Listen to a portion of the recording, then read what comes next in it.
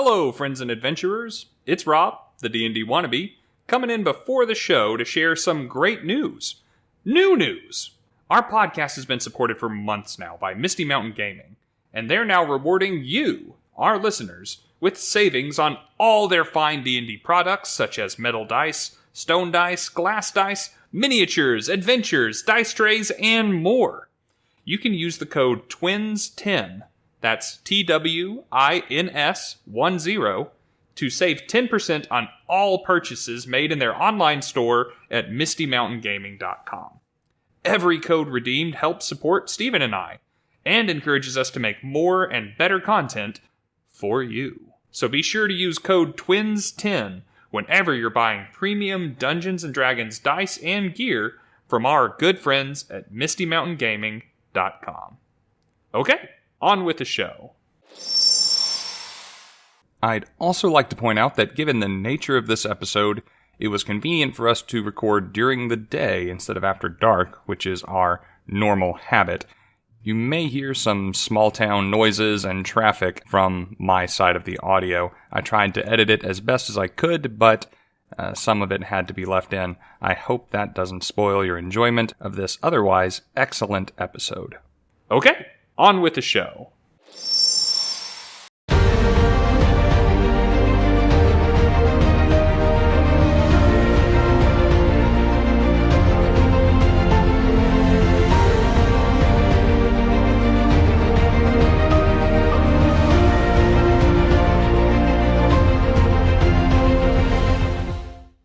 I believe in role-playing games. Role-playing games made me who I am. I run D&D for my friends. I try to give them freedom, but teach them to never let the game come between them. They take the game and share it with their friends. Some use my game setting, my characters, my stories without asking me. I don't protest. But now this game that I love, has driven a wedge between them. They wield their characters like weapons against one another and try to make the story all about them. Even the dungeon masters use their non-player characters to control the story, leaving nothing for their players.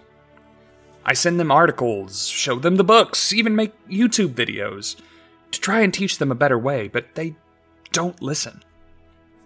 I say to my brother, for instruction, we must go to Don Franklin. Why did you send them elsewhere? Why didn't you come to me first? What do you want from me? Tell me anything, but just do what I beg you to do. This I cannot do. I'll give you anything you ask. We've known each other your entire life, but this is the first time you've come to me for counsel, for help. Well, we live kind of far away. I can remember the last time that you invited me to your house for a cup of coffee. Or for an old-fashioned. But let's be Franklin's here. You never wanted my help. And, you were afraid of what I'd say. I didn't want to get into trouble. I understand. You found comfort in a new school of role-playing. You enjoy your streamlined rules, your easy character sheets, your simple scenarios. You didn't need a teacher like me. But, now you come to me and you say, Don Franklin, teach me to run my games better, but you aren't ready to listen. You don't even think to call me Godfather. What have I done to make you treat me so disrespectfully? Had you come to me as family, I would have given you what you need this very day. And if by chance a DM like you should have friends who need to be taught a lesson, I would teach them that lesson. And then they would be better dungeon masters too. Teach us? Godfather? Good. I will teach you. Someday, and that day may never come, I'll ask you to run a game for me. Until then, I'll come on your podcast and talk to your listeners about better ways to run their NPCs. Grazie, Godfather.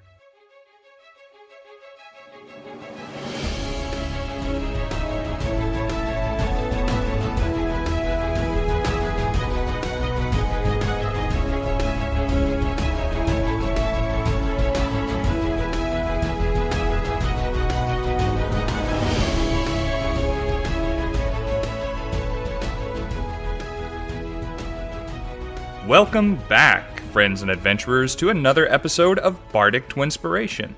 It's me, the D&D wannabe, Rob, back with you again to talk about some more Dungeons & Dragons.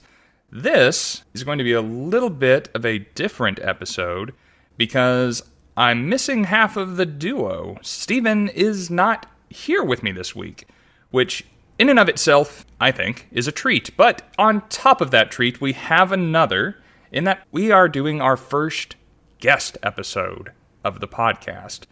Today, I am joined by my uncle, the Godfather. Hello! Hello there, nephew. Happy to be here. And I do not endorse your sentiment that it is a good thing that Steven is not here. We have to give each other a hard time, because if we don't, we can't guarantee that anyone else will. I understand. We have been talking about having you on the podcast for a while now, and I'm personally very happy that we're finally making it happen. Because we gave you the title of Godfather because, whether you realize it or not, you were kind of our gateway into D&D. Even just like us visiting your house for the holidays, going down to your basement and pawing through your monster manuals and seeing weird creatures and weird art in these big old books. And that was kind of my gateway to the hobby 10 years before I actually picked up any dice. I'm sure your parents are thrilled with me for that. And I apologize to them, because I'm sure they're listening. But yeah, I remember you guys going through the books and asking me questions and seeing giant miniatures on the shelves and boxes of dice. And it's always fun to introduce somebody to the hobby. You know, this shared interest, we have a handful of uncles, but you were the cool uncle growing up. And once we began sharing this hobby, like a little bit after I actually got into D&D and we started talking to you about it, our relationship, yours and mine, got a lot better. We talk more than pretty much any other member of the family, because no other member of the family is into this stuff with me, besides Steve. Yeah, that's right. I've tried to get my own family into it, but they've never shown as much interest as you have. And obviously, we've played a lot of games together. You've run some for me. I've been running one for you for a long time. Yeah, the game that you were running for me, we've been playing for years together now, and you're actually playing with some of the same people that you played with in high school, right? Not that far back. I picked up the hobby in 1986, I believe. 87, someone who's listening will probably correct me, but right about the time that Dungeons & Dragons 2nd edition, sometimes called Advanced Dungeons & Dragons, AD&D, it's got a lot of different names. The first attempt by TSR, who owned the license to Dungeons & Dragons at the time, to try to codify and put the rules into something that you could actually make sense of, because obviously first edition is just this stream of consciousness from Gary Gygax's brain onto a piece of paper where you could never find a rule if you needed it. I picked up the game then and immediately wanted to run it. And I've heard you talk about that sort of feeling as well. The GMs or DMs, depending on which you prefer, among us out there tend to pop up pretty early when you are introduced to the game. Although I had a lot of really talented guys running for me and playing the game with me, I immediately wanted to be the boss.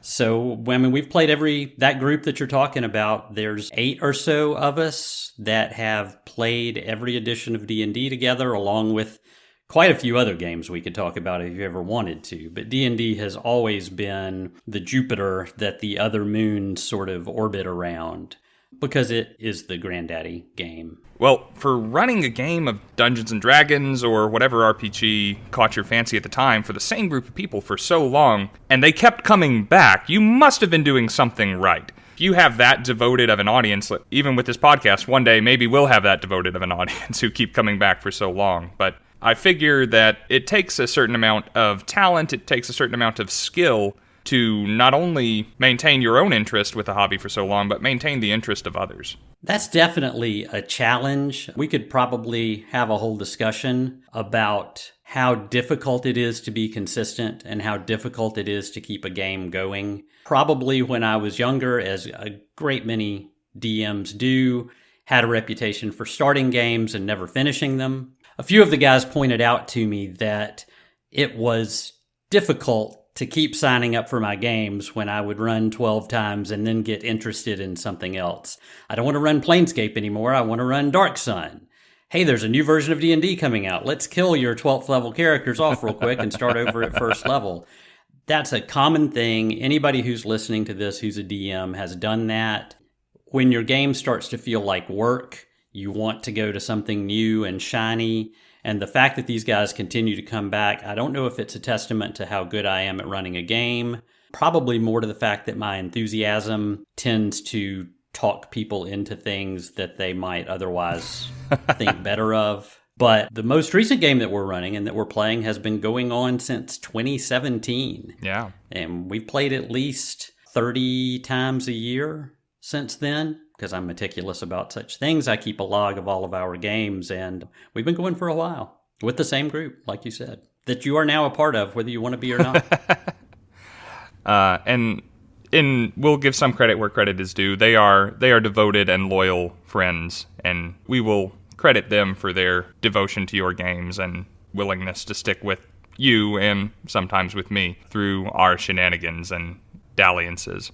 I have a lot of respect for the people out there who are playing pickup games with strangers, meeting people out on forums, going out to looking for group, looking for game things at Roll20 or Fantasy Grounds or wherever it is that you hang out and have these conversations. I'm not sure how comfortable I would be running for a group of strangers. I've been doing this for, 30 years now? Longer than that. And for this same group of guys. And if I had to tomorrow sign up and run for a different group, it would be difficult for me. So I am equally attached to them as they are to me, I think. Running D&D and other tabletop RPGs for so long, there's got to be a reason that you have continued for this long. Like, this is more than a hobby. This is more than a happy little pastime for you. What has kept drawing you back? What has kept you plugged in to tabletop RPGs for decades? This is the most fun, creative outlet there is, period. Unless you are an exceptional artist of some kind. I get it. If you can sculpt, if you can paint, if you can write, good for you. I think that's great. We need that art in our lives. Most of us cannot do that. But all of us can imagine ourselves in a situation that is fantastical and enjoy deciding what we would do in that situation. It's wonderful. I mean, if you enjoy playing Monopoly or your Xbox or whatever, I get it. But there's an extra level of commitment and consequences that comes from playing role-playing games. The fun for me, I do enjoy playing, although I almost never get to. I much prefer running the game because I get to set up those situations and see others enjoy those moments where they're challenged or they're entertained or they're surprised. And how often do you get that in real life? I mean, there's nothing that can compare to playing a role-playing game. I'm in complete agreement, as should probably not surprise you, especially coming from the perspective of the dungeon master or the referee or the storyteller or the game master, or whatever you want to call yourself in your particular system. Whatever context I'm in, I like to be responsible for other people's fun. I like to entertain others, and I assign an undue amount of value to myself when I do that well. And that is where a lot of my self-validation comes from. But I can't surprise or delight or encourage emotional experiences in others, in my friends, outside of role-playing games in socially appropriate ways. I can do things to their characters that I would never do to them. Yeah, you cannot set traps for your friends. Yeah. You cannot betray your friends and expect to get away with it outside of a role-playing game, but there's such an emotional journey to be had that these games can give you that I could just never get away with. And it does let me get out my altruism. It does let me get out my sadism from time to time in ways that are relatively repercussion-free. sometimes my players won't talk to me for a week, but that's about as bad as it gets. I believe that if you've never played one of these games, it's hard for me to remember back to a time when I hadn't played one of these games. Until you've played the game, I don't think you have a good idea of what it's all about. After you've played the game, in my experience, almost everyone gets it. And assuming their life and their schedule and their personality are such that they can accommodate a game, they almost always want to. Well, to get down to business a little bit, I specifically wanted you to come in and talk about a particular topic. Several episodes ago at this point, Stephen and I discussed kind of a hot button issue for me, which is DMPCs, which is Dungeon Master player characters. When the Dungeon Master tries to join in the adventuring fun and can potentially, and probably will, damage the fun of the players by consequence, by stepping on their fun, their role in the game a little bit. And this is something that, in my opinion, I have never struggled with. And this is due somewhat, I think, to experiencing your games and seeing how you run NPCs. And I coined the term in the last episode, adventuring NPCs, which are capable, active, questing, non-player characters that do not cross the line into a Dungeon Master player character, and we detailed some of the things that can prevent an adventuring NPC from crossing that line into something that they shouldn't be. And your campaigns are almost filled to the brim with NPCs who add to our fun rather than take away from it, that sometimes you control, sometimes you don't. And I thought that perhaps our listenership could glean something from your years of experience in the matter. Well, first I'll say that mistakes with NPCs are going to happen. I think it's easy to sit here with 30 plus years of experience and act like I always knew how to handle this, but I am pretty confident that I handle it well now.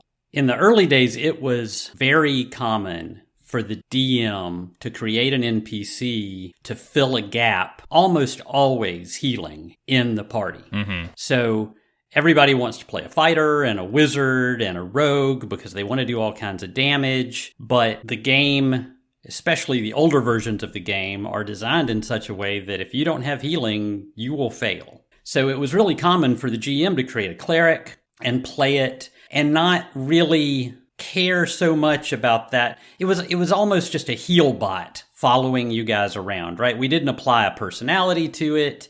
Nobody cared about it. Nobody adorned it with magic items. We're even calling it It. Exactly. It. I mean, again, we would give it a name, but it didn't matter. It was there to forward the actual PC's ability to do damage. It's a hit point vending machine. Exactly. Just press the cleric button and make a cure wounds pop out. That's right. And every so often, when I don't need this +1 chainmail anymore because I've got +5 chainmail, throw it on it, the cleric. That, I think, quickly led to what you would think is a logical next step, which is, well, if I'm going to run this NPC to heal you guys, I'm going to have some fun with it. So I'm going to start caring what its name is, and I'm going to start caring what deity it follows, and I'm going to care about whether it gets a cut of the loot when we kill this dragon, and so on. And then all of a sudden, you've got a DM who's creeping into being a player. You can marry that up to the never-ending problem that all of us DMs share and commiserate about constantly at secret DM parties, which I'm sure you've been invited to by now. Yeah. Rule number 1 of secret DM parties, we do not talk about secret DM parties on podcasts. God darn it. Failed already. But that rule being that we all wish we could play. Most of us wish we could play our own game because we think no one can run as well as we can. That's a necessary hubris for DMs to continue doing what they're doing, I think, is to think that we're the best at it. Or at the very least, we would like to run the kind of game that we would like to play. We do the things that we find interesting, and that attracts us to our own style. Intrinsically. That's exactly right. So you're sitting around designing your game, thinking how awesome your game is. You're thinking about the fact that you have to play an NPC to keep these guys alive. And the next logical conclusion is, well, you know what I'm going to do? I'm going to play my game. And all of a sudden, you're creating a character who is standing out in combat, who is participating in conversations with NPCs, who is gathering information, who is sneaking ahead and scouting. All I can tell you is every single one of those things is a terrible decision, and you should not be doing it. Right. But we all have done it. I don't personally know a DM that I've ever played for who hasn't done it. Well, I guess I have to take that back. I don't know that you've ever done it. But of the old crew, they've all done it. Actually, I feel very called out because the very first game that I ran, I had a heal bot with the party. And they had a personality, they had a name, I cared what deity they followed, they had a backstory, and they had goals. But I took steps to make them less interesting and less pivotal to the story than my actual players, and made them someone that you couldn't possibly be envious of, who couldn't stand the spotlight, and who often hid, literally, from shining moments in the story. So yes, I very much fit your description of the first Dungeon Master, but I came to D&D in a campaign where DMPCs were pretty prevalent, and I approached the hobby from day one as a Dungeon Master trying to avoid this trope. I agree that there are groups who will never get away from it. Probably plenty of groups who think that it's just the way you play the game. And I guess I could probably forgive a group that had a small number of players trying to create a balance of abilities and powers by introducing a DMPC. To me, there's still better ways to deal with that. The first one that comes to mind in that situation, if you've only got 2 players, you're better off letting them play 2 PCs than you introducing 1 PC. Again, I can say this till I'm blue in the face. You're not going to appreciate why this is important until you've been the PC in a game where the DM loves his PC. That's when you're like, why am I even here? I'm watching this guy, as we say, play with himself. It's like you create Batman and Wonder Woman, and you decide to start the Justice League, and then Superman shows up, and you wonder why you don't just go on permanent vacation. That's right. I could tell you stories. I'm not sure that that's what this is about, but I could tell you stories of 2 terrible DMPCs come to mind. We talk occasionally about having bonus content on a Patreon or between the episodes that I don't have to edit as harshly. I would at least like to hear it if no one else would. Someday, the story of Mythweird, the Intelligent Sword, will be told as a Patreon bonus content podcast. Don't give Steve ideas for his next Hexblade Pact, please. So, we agree that this is a problem. I am delighted that we agree this is a problem because it is probably my largest, maybe second largest pet peeve associated with this game that we love. But that's not why I had you on here to agree with me. I wanted you on here to perhaps suggest alternative methods to introduce NPCs into the game who add to the realism of the world by saying that, yes, there are other capable people out there. There are other classed individuals. There are people who care about the things that you care about, who can cooperate or hinder your goals. And that is something that, from my experience, you do very well, and that I think that no one will explain or do justice to this idea better than you. Wow, no pressure. No pressure. So I think it might be easy to take away from what we've talked about so far, the idea that NPCs shouldn't be the focus of your campaign. Absolutely they shouldn't. The PCs are the focus. But that doesn't mean that NPCs aren't incredibly important.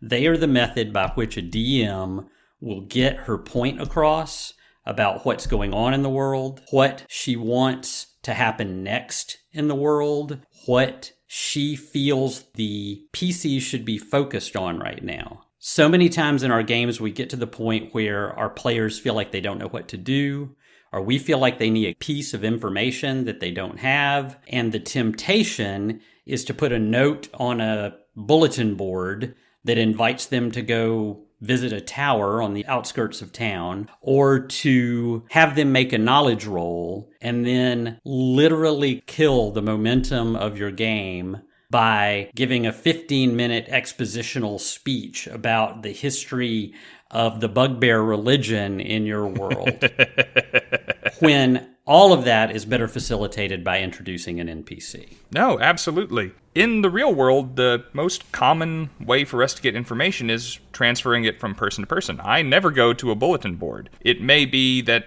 someone has put something on the internet, or someone messages me, or something, but I am receiving information from other people, and it is more organic, or interesting that way, and I'm more inclined to listen. We were talking about this not very long ago at all, that people kind of tune out lectures. If you're going to give a lore dump from your seat as the dungeon master, even if I'm really invested in the game, I'm probably going to miss some of it. But if my character is having a conversation with another character who has a name and a personality and something that we have in common, something that we share, I'm so much more likely to be tuned in. And I'm so much more likely to go to that person again to find something new. And it builds the world around your adventure, and it builds the social network of your characters.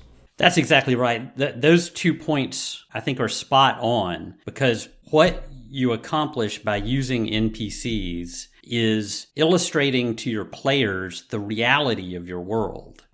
So if you want to educate your players on a problem that has arisen, the best way to do it is to bring it to them by an NPC. This is your opportunity to get creative.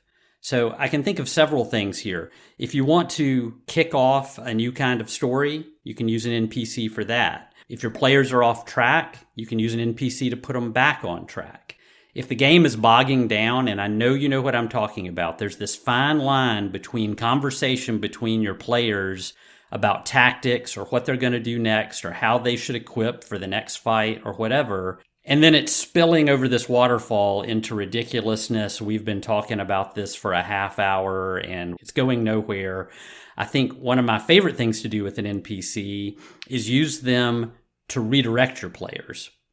And in this case, I usually have no plan whatsoever. Wait, everyone, make a perception check. And they look at the window and I say, you realize you're being observed by the same person who I made up last time was observing you. I don't know why this person's observing them. I don't know why they're there. I don't know what their motivations are, but suddenly you've gotten your players off of the track you didn't like onto something new. And more than likely, if you just listen to them, you'll come up with what that NPC's purpose is anyway, because they'll have wild conspiracy theories about who it is, and you can just latch onto the one you like the best.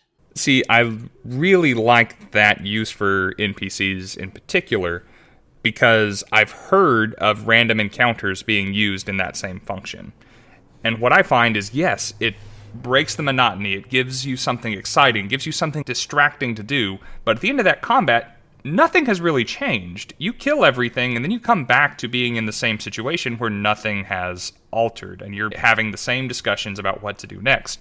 The introduction of a new NPC who has information, or who may have goals, or perhaps documentation on them, or wearing the crest from that family that you heard about that one time, can carry the adventure in a different direction that can't possibly leave you in that same doldrum. It's a great way, too, if you realize you're approaching the end of your session and you want to leave them on some sort of a cliffhanger because maybe it hasn't been your favorite game or things haven't gone as well as you'd like. They're sitting around their hideout that no one knows where it is, the cabin in the woods, the cave in the side of the mountain, and in staggers in an elf in the livery of some kingdom you don't recognize with an arrow on his back. And he says, I can't believe I finally found you guys. And he collapses. And that's the end of the game for this week. We'll see you next week. And then you've got a week to figure out. Week. Yes, exactly. It's like you don't even have to know why yet. Right. You've got a week to figure out who the heck that elf is. Wonderful. Yeah, I think correctly and wisely using non-player characters to add to your story and to tell your story as your primary brushes on the canvas of your world is kind of separates the men from the boys the new dungeon masters from the veterans or those who are truly talented in Dungeons and Dragons as far as dungeon masters go. But as you were saying, NPCs don't just have to be the guy in the coffee shop, or the guy selling you the magical wares, or the elf who collapses in the middle of your hideout. Some of them, perhaps many of them, are capable peers of the adventuring party, people who stand on the same level as them, or perhaps even a tier above, who are aware of the things that the party is combating, and who probably have feelings one way or the other as to how those things should be handled. If, or preferably when, the party meets a non-player character who is willing to go the distance with them, at least for a time, and cooperate with them, and risk their lives to achieve the party's goals, how do you handle an NPC who adventures alongside the party, without going too far? This is the sort of thing that I think can kick off in one of two ways. More often than not, I have off the cuff created an NPC because the situation called for it, and the players have become more interested in them than I ever anticipated. So this is purely off the cuff. This person has a function and a name, and suddenly the players expect them to be more. So that's when you have to put on your creativity hat and be prepared to tag along with them. The first thing I do when I realize an NPC is going to be hanging out with the party is I figure out what their flaw is. They must have a flaw. Steven will be very happy. That's his most precious point of any character, is what's wrong with them. I couldn't agree more. We could go off on a huge tangent about Mary Sue characters that have no flaws are the most boring thing in the world to me, but there are certainly players who want to play them. That being said, NPCs should never be flawless. Even if your characters are first level, and it's perfectly reasonable that this person they've encountered is more powerful than them, they should be hindered in some way. I can't come help you because I'm stuck here. I can't come help you because I have commitments elsewhere. I'm a giant jerk, and you would not want to hang out with me for very long. Or I'm just a giant and I don't fit in the dungeon. Exactly. I'm not willing to go first. I'm a coward. I'm here for the money. I'm not here to risk my life. You guys are heroes. I'm not a hero, but we do have corresponding goals right now. Or they can be apparently perfectly competent to begin with. You don't have to expose that flaw right off the bat. But as the PCs get more attached to them, it becomes more important that you start to display these flaws. They can't sneak. They can't keep their mouths shut. They have no skill with any sort of martial weapon. They're a liability because of their low hit points. They're constantly going down. Something like that, so that the PCs have to either question whether it's worth having this person with them, or they have to commit their resources to keeping this person with them.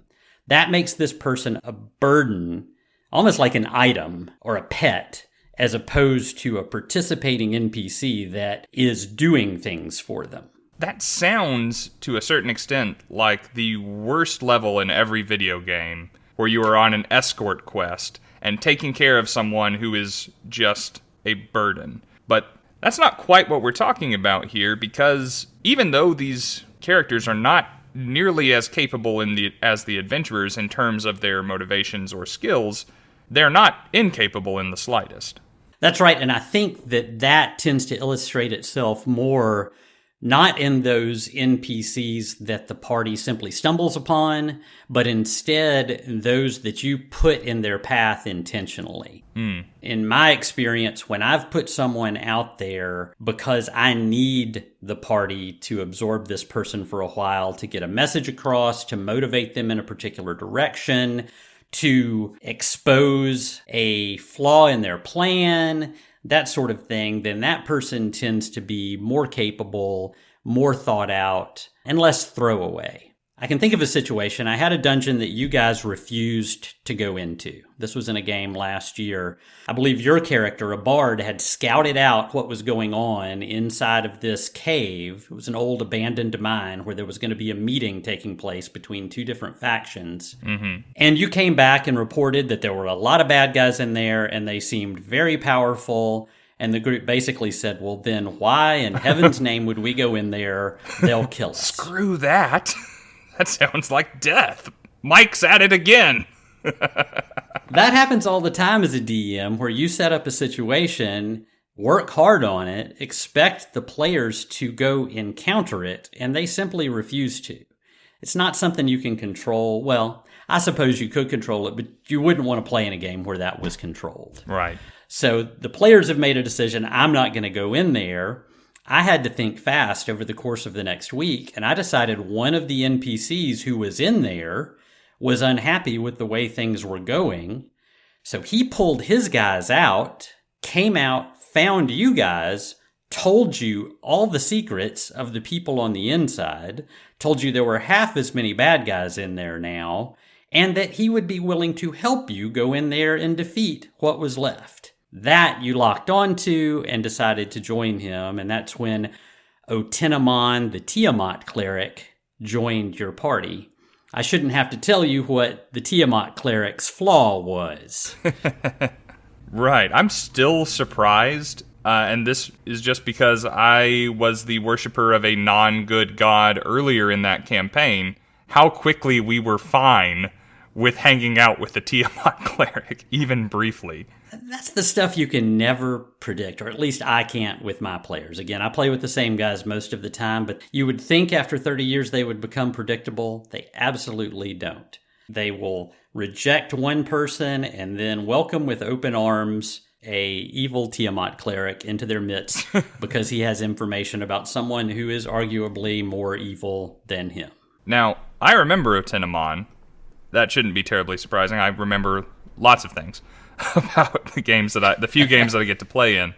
And one of the things that made Otinamon effective as an adventuring NPC to me, as a player and as my character, is that they were pretty fleshed out. Not to the point that they were in danger of becoming a Dungeon Master player character, but the fact that in addition to the flaws that you already mentioned, Otinamon had a goal, and our adventuring party could help him achieve that goal, at least in the short term. And when we ceased to be useful, when our goals ceased to align, there was no illusion that we were going to cooperate forever, that they were going to become an extra member of our party and join us for the duration of the quest. Exactly, and I'm not sure that the players always know that up front. That's okay, but I designed him knowing that he had no intention of staying. Well, I mean, you probably could have convinced him to, but for the short term, as you said, your goals were aligned. For the long term, he has a bigger quest that will obviously conflict with your own later, which again adds a lot of nuance to the role-playing. Because that sort of mirrors real life. You know, adventuring is the profession and the passion of the player characters for the most part. And in my profession, I find myself working with people who I don't think are going to become part of my company. I don't think that we're going to hire them. I don't think that we're going to have an extended working relationship. But I need your help to accomplish this goal or meet this deadline. And we may maintain a positive or negative working relationship from that point, but cooperating and other people joining forces to meet a particular goal is just believable. It's just realistic to me. That's right. And a couple of things you said there, I'll chime in with a little more detail. Otinamon was designed with the intention of getting you guys back on track. So I had to make his goals align with you, and I had to make his goals useful for you to accomplish your goals. Necessary, in fact, for you to accomplish your goals. Now, I didn't make his presence necessary. If you guys had said, hey, thanks for the information, dude, wait here and we'll tell you when we've killed the red wizard mage in there that you want dead so badly, he wouldn't have argued with you. He would have said, okay, great, sounds like you can handle it, go ahead. The other point that you made there that I want to kind of latch onto is you said he seemed more fleshed out than the average NPC. He absolutely was fleshed out ahead of time, but I think it's worth mentioning, I would say with almost any game you're playing, especially with D&D 5e, that I don't feel any requirement to make my NPCs completely legal classes within the Dungeons & Dragons 5e character design framework. Right. And I also don't feel any need to make them complete. I don't need to know how good Otenamon is at climbing when I design him, right? I don't need to know his athletics role. I don't need to know whether he's a good swimmer and jumper. If those things come up, I'll deal with it in the moment. The things that are going to be obvious to you guys, that's what needs to be fleshed out. So how does he look? How does he act? How does he talk? What does he care about? Is he going to lie about anything? Is he going to have information that you particularly need? What's going to happen in a fight? Is he a support guy? Does he kind of take care of himself? Does he need a lot of attention in a fight? Does he hang back? Does he move forward? That's about all I have to decide before I can run him. But to you guys, he seems like a very real person because all of the obvious bits I've already decided on. You and I have talked before about there being different types of NPCs that can interact with the party, and I don't suppose it will come as a surprise to anybody listening to the podcast that you and I talk about Dungeons & Dragons outside of this podcast. And when we were talking before, you told me that you break down NPCs into particular types or particular groups depending on how you want them to function within the story. So what was Otenamon, and what other options are there? So my philosophy is if there are NPCs present anywhere in your world, then put them there. Don't hold back, right? They should be there. That's what makes your world realistic. Otenamon was what I call a joiner. A joiner is somebody that the DM inserts in your path, right? That's, I'm on a mission to help you. I was sent by the king. I'm Luke Skywalker and I'm here to rescue you, right? I mean, your cell door opens and there's a guy standing there. That's a joiner. You didn't go looking for him. You didn't invite him. He showed up. In my jungle campaign, I introduced, I wonder how many of your listeners know what a chwinga is. But there's these little fey spirits that run around the jungle. And one time you guys had got yourself into particular trouble. And I introduced these chwinga into the game that helped you find your way. Again, that's a joiner. That was somebody that showed up every so often, helped you out, had a mission, had a message, had some reason that the DM wanted you to encounter them for. One of my favorite joiners of all time is Poe. Yeah, Poe. Poe the Imp was familiar is a strong word if you ask him, but a agent of the Red Wizard Fiona who spied on your group frequently. He was invisible and he went everywhere you went, only occasionally revealing himself and almost never revealing his motives. He was a joiner. You didn't have any control over whether he was there or not. He showed up and he participated. I really enjoyed Poe, and still to this day I'm not entirely sure what he was or what his motivations were, and he was not always around, which also added to the believability of the character and of the scenario. We didn't know if he was always going to be there, or if we could truly trust him. In fact, even when he's picking me up from dying, I'm wondering why. And Poe was very fun. And you have to do that as a DM. I mean, there's two things I could say about Poe. It could be that I have no idea what his real motivations were. You probably know that's not true. Mm-hmm. When I initially introduced him and the very first time you saw him, I didn't really have a plan for him. But you guys enjoyed him so much that I developed a backstory for him. I developed motivations for him. And anytime he wasn't around, I knew where he was and what he was doing. Again, your commitment to your NPCs is the most important storytelling tool you have as a DM. So if you're going to make them part of the story, then know what they're doing with their lives. I knew where Poe was when he wasn't with you. The second kind of NPC that I think about, I call a bystander. I use bystanders, number one, just to make a scene more realistic, and often to add an element, especially to a combat, of additional risk or consideration for the players.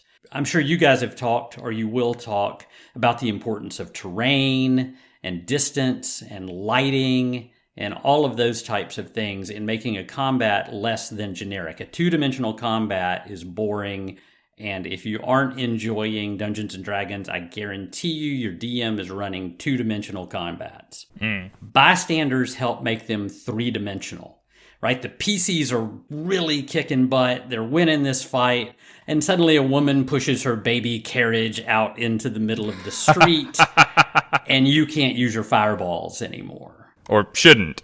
Or at least shouldn't, yes, depending on who you are. There's a new consideration. Right. You've gone in to kill the orc slavers, but what are you going to do with the slaves? This is the don't let them hurt me, or I've got amnesia, or the elf that staggers in with the arrow in his back. All of these guys are just bystanders. They're there to make the PC's lives more complicated and more interesting.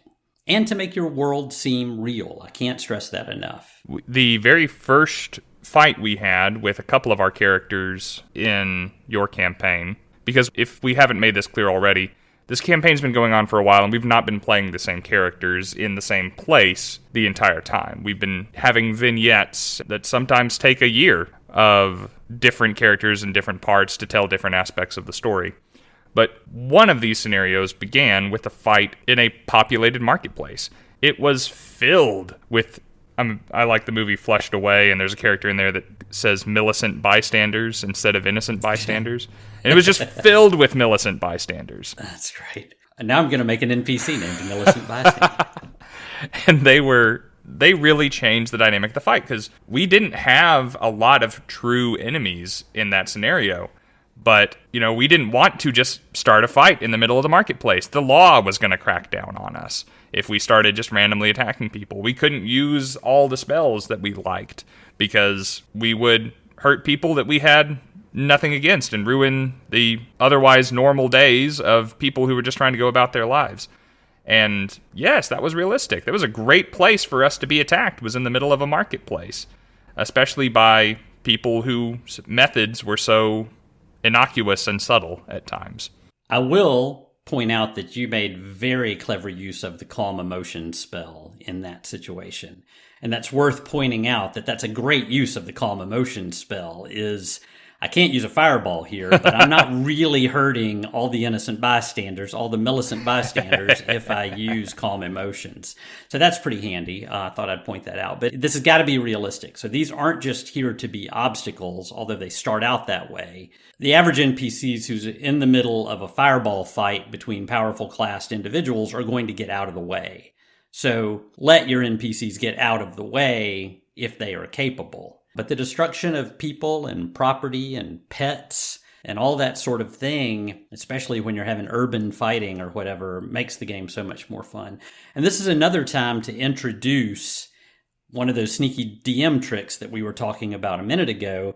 If the combat doesn't seem very interesting, or if it seems a little boring, then use a bystander to peer out of a window, pull back the curtain, and you see a pair of eyes looking at you and making notes. I don't know what that's for, but it's going to bother somebody in the group. It's going to drive them crazy. If somebody's taking pictures of you with their phone while you're fighting, that's something that's going to annoy somebody in your group, and they're going to waste time trying to figure out what that's about rather than killing the bad guys. I was going to say, I can guess 2 of my fellow players in the campaign who would ignore everything, leave the rest of us to die, just to have the answer to who that is and what they're doing. That's right, because as a DM, that's one of the nice things about playing with the same group all the time. And again, there's nothing wrong with playing with new people all the time. I envy people who do that. But one of the things is, if 1 in 100 times I have that innocent bystander be you ignored him and that's the reason you failed, then I can have so much fun the other 99 times when this person is doing nothing but drawing a picture of the sunset, but my PCs have gotten completely off track. And that's the goal. Because, ultimately, combats are not going to go the DM's way. So when the tension is high, throw as many wrenches as is realistic at the PCs. Don't be ridiculous, but Yeah. You can have a lot of fun that way. The third kind of NPC in my personal list is what I just call a recruit. And this is the most obvious kind and probably the easiest to manage. This is when you need to hire a guide to take you somewhere, or at low levels you get yourself a trained dog, or you need a porter to carry all your copper out of the dungeon or whatever. Hire a pilot to take you from point A to point B. Those people are NPCs, and they may turn into other kinds of NPCs. But they're still important to your story. They need to be available, but they're the easiest for you to run because they're probably fire and forget. They serve a purpose until they run out of hit points. They serve a purpose until they carry a box somewhere or whatever. But don't be afraid to make those people interesting, because you never know when your characters are going to latch onto them. And again, even simply hiring a porter or a guide is an opportunity for you to introduce some nuance or some intrigue into your game. So you hire a street urchin to deliver a message, but you notice he whispers something to a beggar on the corner before he keeps going to deliver your message. Did he tell someone what your message said? Did he tip somebody off to the fact that you were in town? You can still have fun with even recruits. Yeah, giving NPCs different motivations or different quirks just to make them stand out against the gray background, the fog of your campaign that exists just outside of the character's vision at any given moment is great. Whether it be a subtle whisper, like you said, it's impossible to tell what your players are going to latch onto sometimes.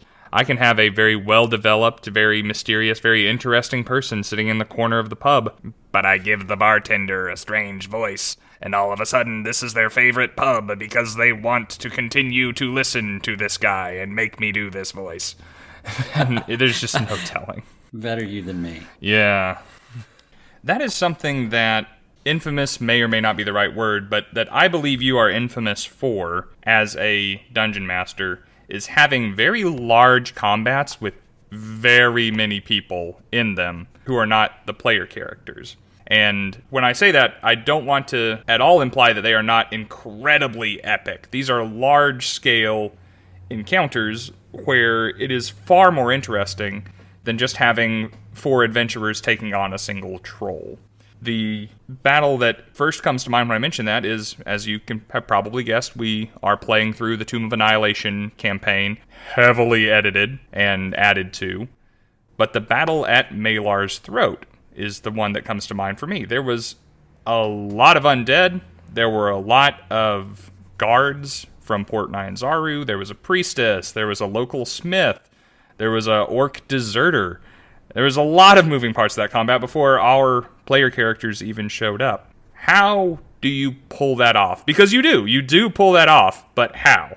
So I do like big, epic set-piece fights, and I like them even at low level. I think 5e in particular invites those kind of fights, because if you've ever watched a group of 15th level PCs take on the Tarrasque, they win. Yeah. That's just sort of the way 5e is designed. Unless you heavily tweak the Tarrasque, they're going to beat it. 5e, in my opinion, gets much more interesting when there's a lot more pieces on the chessboard. So if you're going to have a lot of pieces on the chessboard, there's 2 approaches for that. You can say, okay, I've got the party, and they are surrounded by undead, and we're going to spend the next couple of hours with them killing 50 undead. And that's interesting. There's nothing wrong with that. For me, it's a little bit more interesting to put the town guardsmen out there, and the Timora Temple was out there with the priestess and some orphans, because there's got to be orphans. How do you know that there's stakes if there's not orphans? Exactly. Not just children. They must be orphans. Who happy for the first time in years. I had animals out there. I had a horse with a name. I had a black panther stalking the edges of the jungle looking for meat because he was starving. And so once you've kind of set that scene, then you ask yourself, okay, so this combat can go, as I said, one of 2 ways. It's going to be the players go and then I go with all these monsters for a while, or the players can go, and then some monsters go, and then maybe some NPCs go, and I'll hand those NPCs over to my player characters so they have more to do in this giant fight. Disclaimer, some of your players may not want to do this, and if they don't want to, for goodness sake, don't force them. But I would ask them to try it out. Some people, and I may be one of these people, to be honest, that doesn't like taking my own medicine. It breaks the immersion in your own character a little bit to play NPCs. But if it's just temporary, if it's just for this fight, I don't think it needs to do that. You're not asking them to take on this burden long term. You're just asking them to have some fun in this fight. And the way that you hook them is by giving the NPC that you hand them some sort of motivation for that battle and not sharing it with the other PCs. So for instance, you mentioned the orc deserter. His name was Crixus. He was not a deserter. He was convicted and given a choice of either joining the army or being executed. So he joined the army, but he saw this giant battle as an opportunity to desert. So I told the player when I gave them Crixus a little note that says the whole group will get additional experience if you can get Crixus off the map. He has to get off the map alive, and then he's escaped into the jungle. Which sounds easy, except I gave another PC, the lieutenant of the guard, who knew that Crixus couldn't be trusted and was keeping an eye on him. And I told him, if Crixus tries to bolt, you have to stop him. And that was me, so that's why I consider Crixus a deserter. So that's all kinds of fun. Again, the person who got to play the Black Panther just had to drag some meat back into the jungle. I had someone playing a simple ward of the temple whose job was to hold the door and not let any of the undead get to the orphans. And he died doing that. Mm-hmm. But that was the goal, and good for him. I'm not sure what I would have done if skeletons had got to the orphans. Someone would have intervened. I'm not that kind of DM. That's great. This is one of the things that really made me want to talk with you specifically about this, is because you were the person who introduced me to the idea of player characters driving NPCs. And that served several purposes, particularly in the Malar's throat fight, that was just very elegant in my mind. Yes, it did, I suppose, break my immersion in playing the one character, but it made me more immersed in the world. It made me feel like this place was alive and that it was filled with people who were interesting besides my little halfling rogue. The lieutenant's goal, besides stopping Crixus, was he had a little crush on that priestess of that temple down there in Malar's throat. And his primary objective, he let Crixus escape because his main mission was not to let his honey get hurt. And he succeeded in that regard, and he had multiple motivations. I had 2 goals, and I had to choose which was more important to me. That was role-playing to me. Furthermore, if we had that big of a fight with that many characters in it, and I got to take one turn as my halfling, one time in an initiative filled with 50 things, as much as I loved that game and as much as I was invested in that scene, I would have gotten bored. It would have just been too long before I got to affect the world around me again. And the opportunity to basically have a second turn in initiative as another character that I got to roleplay kept me invested. And the fact that I didn't know what was going on with the other characters, creatures, and characters that I'm completely unfamiliar with, unlike the other members of the party, being piloted by other players at the table who, frankly, I don't trust half the time, made things very interesting. It kept me engaged in ways that I would not if I was just playing a single character in an encounter that size. I don't know that I've ever consciously thought about it, but you make an excellent point, because as DMs, if there's anything that we find bothersome, it is a player that's not paying attention. We've gone to the trouble of designing a game. We've gone to the trouble of trying to entertain you this evening. We'd love it if you just participate. And obviously there's all kinds of reasons that people don't, but I think that the showman in us makes us want to be looked at.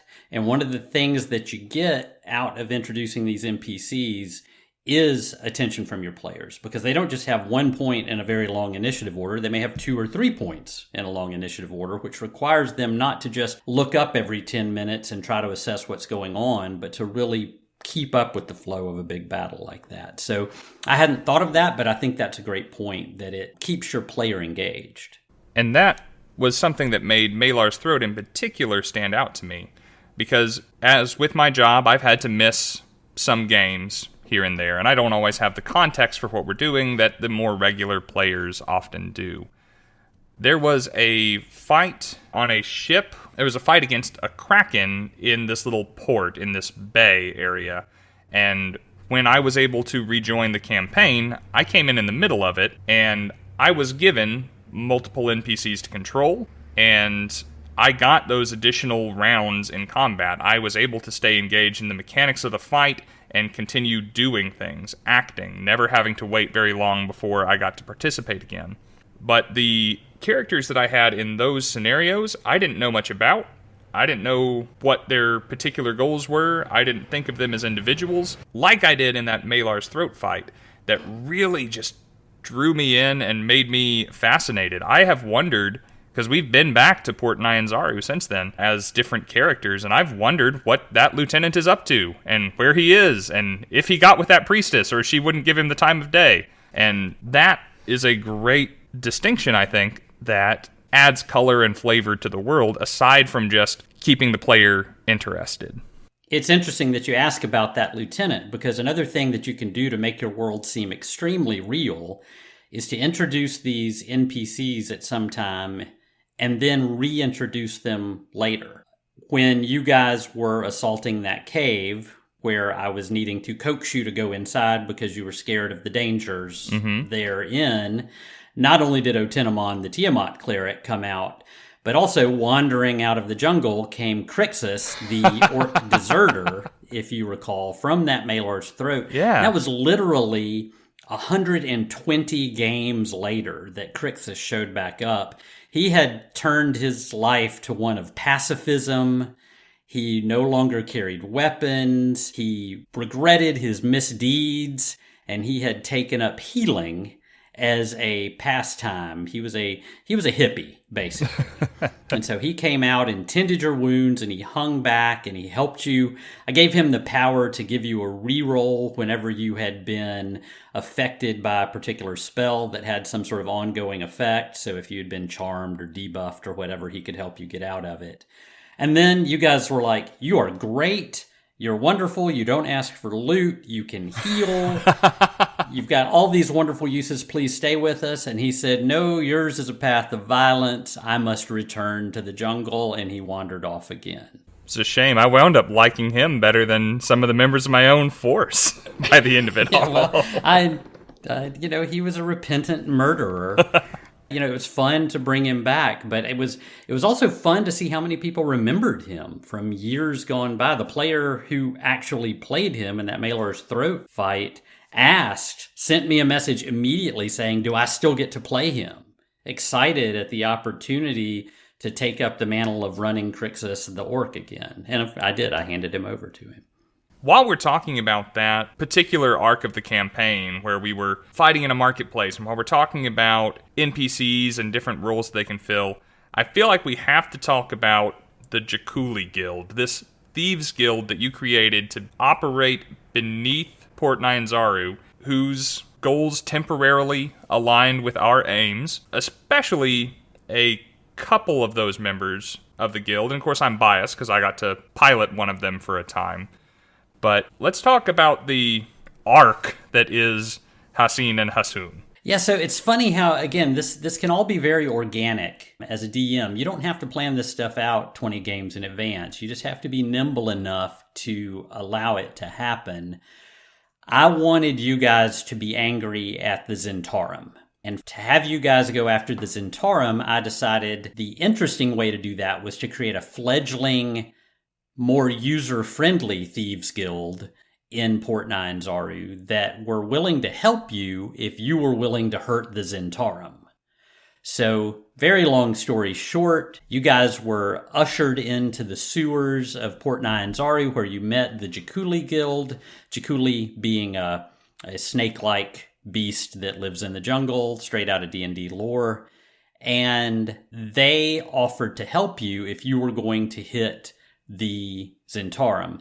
You guys' quick assessment said they weren't nearly as powerful as you, they weren't nearly as capable as you, and if you took them in there, they'd probably all get killed. But you very cleverly said, you know what we need? We're going to kill a lot of guys with a lot of nice stuff, and we don't have time to loot them, because if I'm not mistaken, the plan was to hit the Zentarum at a time when half their numbers, their most important senior members, were at a dinner party across town. You guys had done some research and found that out. Yeah. So you were going to go in while just the grunts were there. Right, and we thought this would be a great time to not only weaken their forces, but maybe to scour their headquarters for intel. And we weren't sure that we were going to be able to get everything that we needed and wanted to get out of that encounter on our own before the bigwigs came back and ruined our day. Absolutely. Another sneaky DM trick, insert a time limit. Makes everything more fun. And be willing to enforce it is the other thing as a DM. Don't make it a hollow threat. But anyway, yes, there was a time limit because the bad guys were coming back. So you guys said, you know what we don't have time to do? What's a fight in D&D lasts 4 minutes. Mm-hmm. We've got 4 minutes. Looting all of the stuff takes a half hour. We're not sure we have that. So you guys recruited about 10 of the Jakuli Guild members to come in behind you and loot bodies. They had bags. They were told, don't try to figure out what's valuable and what's not. Just take everything. Strip them naked if you can, but definitely empty their pockets, take their weapons, and so on. So that worked out really well. You guys went in. Of course, I had a lot of twists in there. You found that there were 2 factions at work, and there was an ancient shadow creature imprisoned in a wall. And of course, I can't let it be straightforward, but that's all beside the point. The Jakuli Guild came in and did the looting that they were supposed to do. But as we spoke about with the Malar's throat thing, I asked you guys to run the guild members because I gave each of them a motivation while they were there. Maybe some of them were larcenists and going to steal some stuff. Some of them wanted to get into the fight. Some of them were absolutely not going to get into the fight. And there were 2 guys there, both neutral evil, both native Chultans, both big barbarian types, named Hassin and Hassoon, who desperately wanted to be adventurers and desperately wanted to impress you guys. And so they kept a little closer to the front and kept getting a little more involved. Right, and because you have a penchant for giving these NPCs mechanics that express their goals, and Hassin and Hassoon were brothers, and they fought best when they fought together, when they were both attacking the same target. And that gave them a little bit of a level of depth that the player playing Hassoon and I found interesting and gave us a reason to cooperate and gave us a reason to roleplay when their turn in initiative came up beyond just running and looting a body. And it's very easy to implement. It sounds like work, but I swear it's not. I did not design them as fully fleshed out characters, just like I said before. I think I took a simple thug, or maybe even less than that, out of the monster manual, and I simply added one little note to it that said if they're attacking the same target, one of them gets sneak attack damage, maybe. The other one gets a bonus to hit. Mm-hmm. I think I had a second thing in there, too, that if one of them went down, the other brother would try to rescue him. And then for the other brother, if his brother went down, he went berserk. And suddenly he became very powerful, but he was completely heedless to his own safety, and he was probably going to die once he, calmed down from the berserk. Again, making it way more fun to play than just asking. Otherwise, it sounds like you're just asking the player to do your job for you. Hey, please run this NPC. Yeah, you're just palming them off. Right. The more interesting thing, though, about Hassin and Hassoon is they were so good at... You guys had a party after you succeeded in wiping out the Zentarum, and you looted their vault. You didn't kill everybody there, and you may have released a pretty powerful demon creature into the world, but that's just my game. That's just the kind of thing that happens in Mike's game. You were back partying at the Jakuli Guild's main hideout, and Hassin and Hassoon kept coming up to you and saying, you really need us to hang out with you. We're going to go with you. Wherever you guys go, we're with you. And when you took off to that encounter where you had ultimately met Otenomon, the Tiamat cleric, they were with you there watching your back and fighting alongside you. And for those interactions, between running them in that combat and Otenomon, the other player and I were no longer responsible for Hassin and Hassoon. As soon as initiative ended, they went back into your control. That's an excellent point, and one I should have already made. It is imperative that you not let your players continue to control these NPC characters outside of combat. This is combat entertainment. Combat is a great place to build personality. Don't think it's like a separate game. It's a great place to show off who your character is and what they're like, and it's a great place for you to learn who that NPC is. But once it comes to downtime, they're back in my control.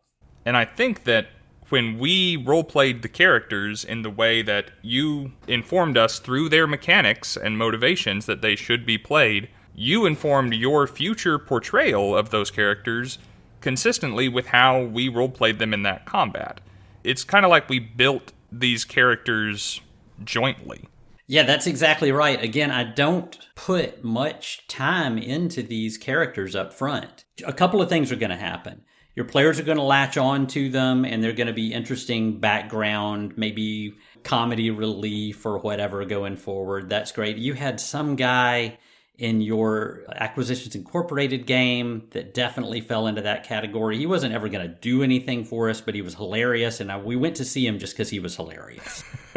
There's others that they'll just ignore, and that's fine too. And then occasionally, very rarely, you have a Haseen and a Hasoon that get picked up. Well, I didn't treat any of those categories differently. I didn't really flesh out any of them. It's a waste of your time to do that because you don't know who the players are going to latch on to. You guys fleshed out Haseen and Hasoon, and then I picked it up from there, and we grew it from there, as you said. But I interrupted you with that. I apologize. When their story took a turn by the time we reached Otenamon. Yeah, that's right. So hard to tell a 5-year campaign in a 1-hour podcast. The story would be just overwhelming, obviously, and I'm not even sure I could do it.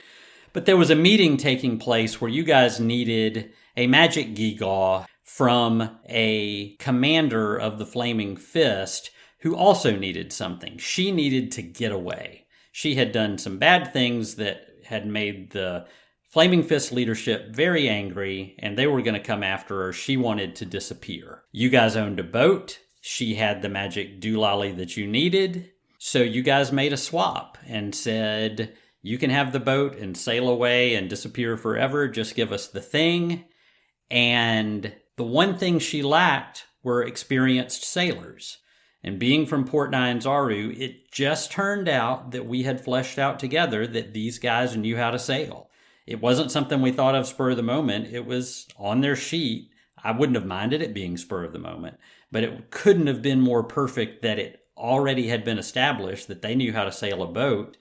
They raised their hands and said, that sounds like adventure on the high seas, on the run with a Flaming Fist commander, let's go. And their arc started as them simple porter recruits and ended many, many games later with them sailing off into the sunset with a character I may introduce sometime in the future. From Porter men to Porter's men, Lieutenant Porter's men. Ah, clever. That's why this podcast is such a success.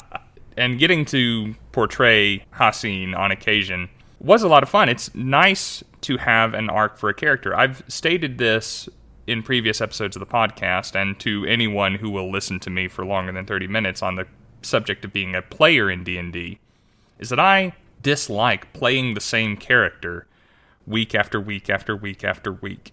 And that's not to say I dislike playing a character with the same name. I just want them to change. I want them to grow. I want the adventure and the people around them to shape them. And more so than with some of the characters that I have played in campaigns in the past, Haseen grew alongside his brother and became a very different person, became a very capable person who he almost used the party to gain some experience and go off to have grander adventures elsewhere. In the event that this campaign continues, I have no doubt that at some point we will be hearing of some pirate crew where a captain whose description resembles that of Lieutenant Porter and her brother first mates are out there getting up to some high seas hijinks. And I'm sure that'll be the case. And at that time, as the DM, that's when you do invest a little bit of time in them. So when you see them again, I don't want them to be the same. If I reintroduce them in 20 games, They're going to be decked out. They're going to have new abilities. They're going to have new goals. They may be coming to ask you for a favor. That's a great story hook, and you'd be inclined to listen to them because you know them so well. Yeah, and one of them is missing their leg from the knee down, and the other one has an eye patch and is missing their left middle finger. Of course. That's how you know they're pirates. Awesome. Yeah, this is why I wanted to have these discussions with you, is because NPCs are such a powerful tool that I gotta say are pretty much consistently underutilized across the board as I am exposed to different dungeon masters and different games. And it's not to say that they aren't being utilized. It's just, it's very difficult to utilize them too much. That they are a great conduit for information for the party. They are the best way to introduce intrigue. They are a wonderful way to implement suspicion and subtlety and nuance to social interactions, and can sometimes walk that delicate line between allies and enemies. And just like the characters, just like anyone in a developing world and a developing story, can grow alongside the characters and change over the course of a story. All great points. Agreed. And using these NPCs is not work. It's not a daunting task. Do not be overwhelmed by it. Once you start using these muscles, you're going to get really used to it. It becomes very easy to do. It makes your game go smoother. It actually makes your job easier because by introducing NPCs, you give your players something to latch on to. The most successful thing that can be happening in your game is that you, the DM, are not talking.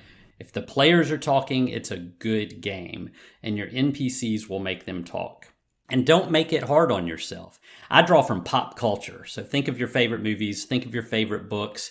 I love the Wheel of Time series by Robert Jordan. I love the George R.R. Martin stuff. Most of the NPCs, unbeknownst to my players, that they encounter are some character from some book. And that's how I remember how to behave as them, is because I know that character so well from literature. So don't be afraid to make it easy on yourself by stealing from a source that you know well. Yeah, tropes and stereotypes are tropes and stereotypes for a reason. There are books and YouTube channels, some of which I watch ardently, that celebrate the stereotypes, show how they are used and sometimes overused, and sometimes why they are a temptation. It's because they are effective. The rags to riches story, the spurned lover, the Lancer archetype, the second banana, the list goes on and on. I agree, and those tropey, over-the-top personalities make your NPCs memorable. You'll find that the subtle ones are best used on those NPCs, those joiners that I talked about before. If you're going to give somebody a subtle, slow-cooked depth of personality, make that the person that they have to hang out with for a while. For the background fillers and the recruits and the bystanders, make them over the top. Make them a little bit of a cartoon, and your players will gravitate towards them. Well, I'm delighted that we got the chance to have this conversation. Again, we've been talking up having you on the podcast. It's something that Steven and I have really been looking forward to, and it's always just fun to be able to sit down and talk to you about stuff that we're passionate about. I really am grateful that you have made the time to come and chat about this stuff with me. Yeah, this was great. It feels like just you and I sitting down having a conversation like we do all the time anyway, except that I've got on headphones and I'm told you're recording this. Pretty much. Well, I think that will about do it for this conversation. We'd love to have you back on and talk about other things. I just knew that I couldn't possibly say everything that I wanted to about DMPCs and how to more effectively utilize NPCs in your games without getting you involved and leaning on your wisdom in this particular realm. If you have enjoyed this podcast and us talking about things and instructing you and giving insights and advice into the game of Dungeons & Dragons, we have several more episodes for you to go back and listen to in our back catalog, and another episode will come out for you every other week on Saturdays on your platform of choice. We also have a YouTube channel and a Discord where I talk about more topics and where we discuss them with you. We even get ideas for future episodes from you guys, oftentimes. Links to both of those are in the description of this episode, and can't wait to have you back in a couple of weeks for another episode of Bardic Twinspiration. See you then. The outro music you're listening to right now is called Mega Epic, and the intro music is called Super Epic. Both were composed by the wonderfully talented Alexander Nakarada and utilized under a Creative Commons license. If you enjoyed our content, please consider leaving us a 5-star rating and review on your listening app of choice. To keep up with us on social media, look us up on facebook.com/Bardic Twinspiration and on Twitter @BTwinspiration. Want to interact with us directly? Come join our Discord. After all, who are we if not people who are willing to roll the dice on making some new friends? Links in the description. Come check it out.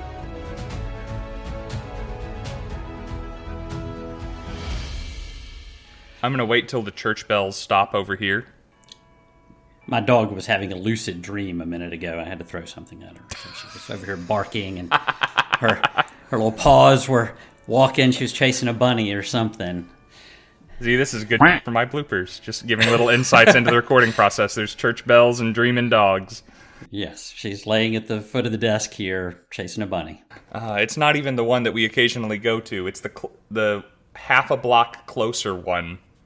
Because this is Alabama, and people will not go to the same church, but they will go to the one literally across the street over a difference in fried chicken seasonings. I don't get it. Yeah, whenever we come to visit you guys, Henry counts churches on the way there. It's worse when you get out in the country, and there's just less between them. Yeah.